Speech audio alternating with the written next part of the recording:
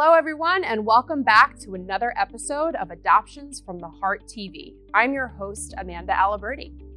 Today we are sitting down with Carrie. Carrie was recently placed with her daughter, and she actually had a 7-week NICU stay, followed up by an additional 10 days or so before they were approved to come back home to Pennsylvania. So I'd like to welcome Carrie.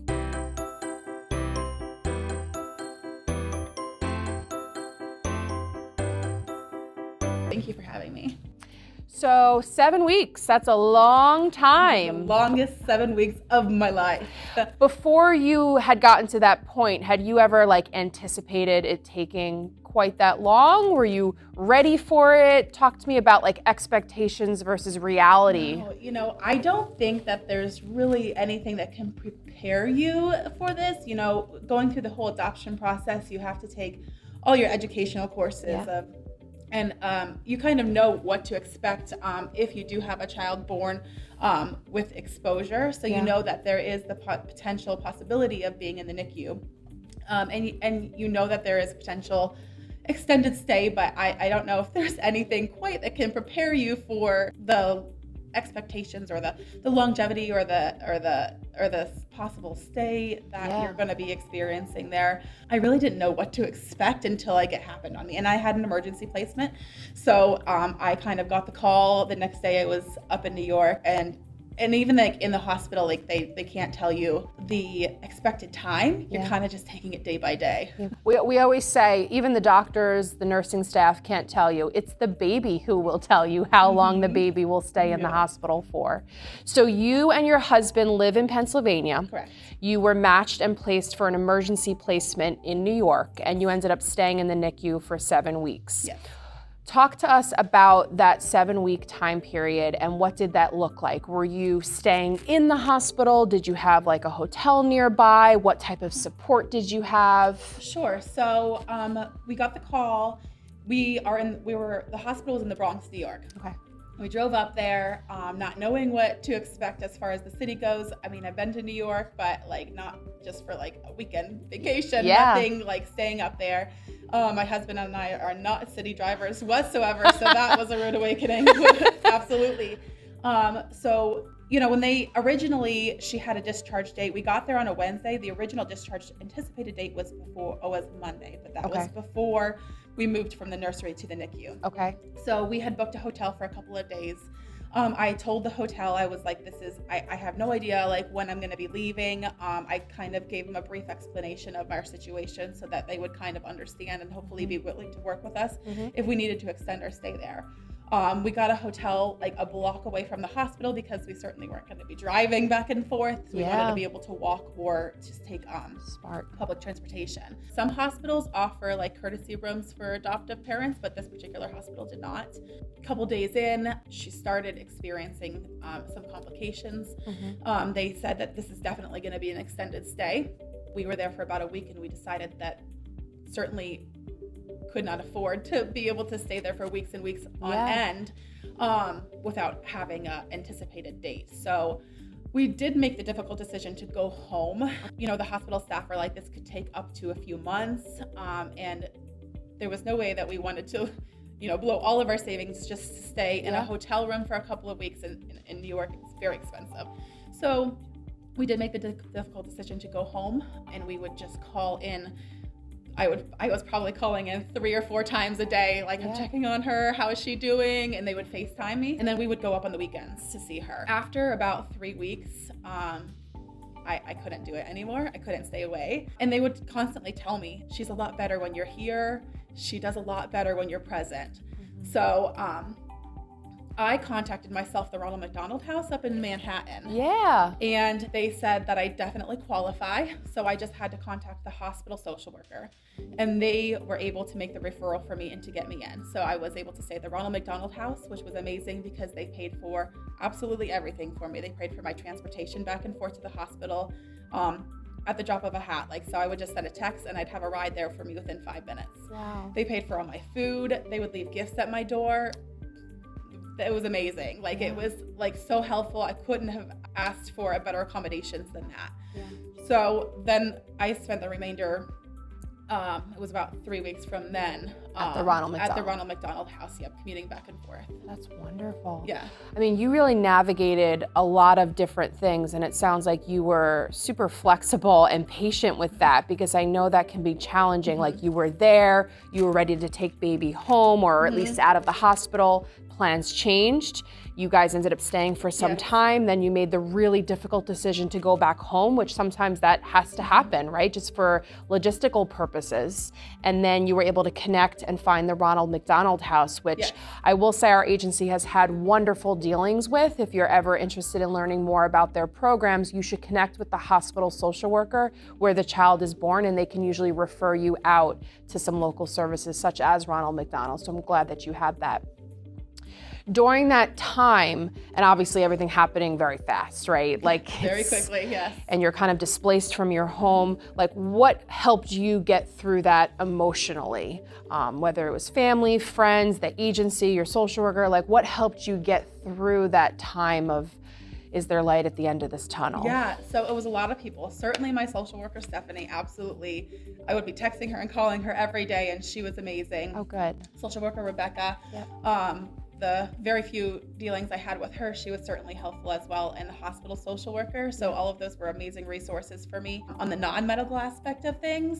And then like my parents, his parents, they were also helpful as well, because we didn't tell anybody about the placement, because we also didn't know like what to expect. Yeah. So our works knew because we disappeared.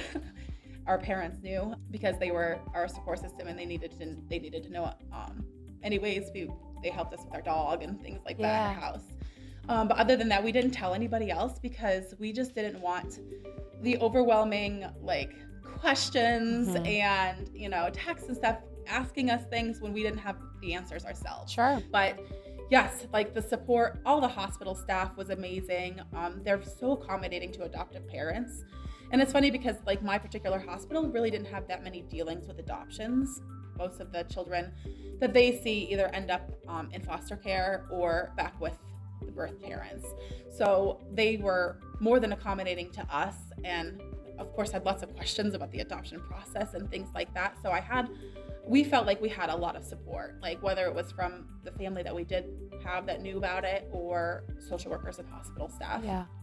I love that we're having this interview, because oftentimes when we're doing like profile meetings with prospective adoptive parents, we talk about what withdrawal will look like, right? And it's not just the physicality of what the child goes through, but when you check that off on your key, it's recognizing what can this look like long term. The logistics of being displaced from your home, your job, your family, your finances being affected, if you have other children in the home, pets in the home, like all these things, the reality of it really doesn't hit until you're in it. Absolutely. Right? Like we can educate you, we can prepare you, and families will say, yes, yes, yes, we get it. But when you're in it, trying to navigate that and still stay sane can be hard, right? Like you're in this new place, you're about to become parents, right? You are parents, but you're still waiting through revocation period for the birth parents to fully decide that this is what they want.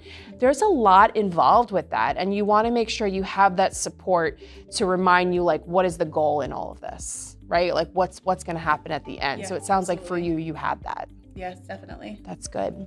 Talk to us about your relationship with birth parents and how you communicate.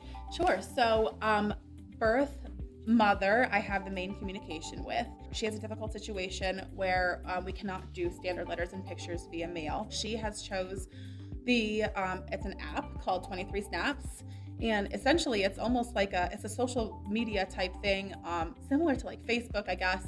But it's only her and I connected, and then a social worker. I think Rebecca is still on it and jumps on it every now and then, like a picture. I will upload essentially the same letter as I would send in the mail, like for standard situations. And then I can upload pictures, and she can comment on the pictures. She can write me back. And we actually communicate probably every couple of weeks. She'll write to me, I'll write back to her, I'll upload pictures, and that's how we have our communication. She just recently asked for an address. She wants to send some letters now to my daughter Skylar. So I encouraged her, like send some letters, and when she's older, if she can read these letters, directly to her. Our standard method of communication is to this app, and it's actually very convenient because I am horrible at sending things in the mail. Yeah. Well, and for those who may not know, 23 Snaps is one of the resources we use for the exchange of pictures and letters. It's a great tool to upload photos, share stories and notes, and then people can comment, similar to Facebook, right? Where Yes. the birth parent can log on or even give the login information to anybody in his or her life that they want to share those pictures with. And obviously the family has to approve that. But it's like a nice way to communicate, have a relationship, but there still be boundaries in place. Not everybody has the capability of receiving hard pictures and letters via mail, so it's a convenient option for parties to use. So I'm glad that you're finding that useful and happy to see the birth parent enjoying the updates via the 23 Snap. So if you're interested, definitely reach out to your local office and chat with a social worker about that option. So just as a final note, any advice you would have for prospective adoptive parents who are interested in adoption, maybe they're at that profile key stage where they're thinking about what will this look like for us long-term, short-term in terms of their stay in another state. Like, what helped you get through it? What's your biggest advice to parents? Expect the unexpected. Yeah. You're gonna get through it. So like, of course, like I said before, we did not expect this extended stay, but looking back at it now, I wouldn't have changed anything. I wouldn't have had it any other way. We are grateful for everything that has happened from beginning till end. I think it has really shaped us to be able to be the advocates that we are at this point for adoption and the extended NICU stay, and to be able to talk about it. One of the things that I've learned is it's okay not to know what to expect, and having a support system, having your social workers in your back pocket is going to be the best tool that you have, because they can tell you from their experiences. They can tell you, advice on how to navigate it. And of course, utilizing episodes like this, you can learn from other people, and they can connect, your social workers can connect you with other people who have gone through similar experiences to be able to give you this similar advice. Yeah, absolutely. And we're just happy that you're home now. You and your husband have been through a lot, and you have your daughter, Skylar, and things are in a good place. You have a beautiful open adoption with her birth mother. Those are all wonderful things. Just a reminder to our audience that there's no one way that adoption goes. Navigating the ups and downs is something that you have to just be prepared for as prospective adoptive parents. Definitely utilize your local office and your social worker, but we also don't have all the answers, right? Stephanie was there to support you and guide you and text with you, but sometimes it's just a matter of being a good listener and just trying to let them know that you have people in your corner, because there's a lot of layers to adoption and placement and hospital stays and ICPC approvals and getting back home and all those things. But just have faith that it's supposed to happen the way it's supposed to happen. You will get to the end result of becoming a parent if that is your goal. So we're happy to have you and to represent our agency. If you're interested in learning more about adoption, definitely reach out to a local office. We also have a reference list of wonderful folks, such as this lovely woman sitting right here that you can talk to and really ask the ins and outs of her experience. So you can always chat with a person who's been through the experience themselves. So thank you so much for joining us, and continue to tune in to future episodes.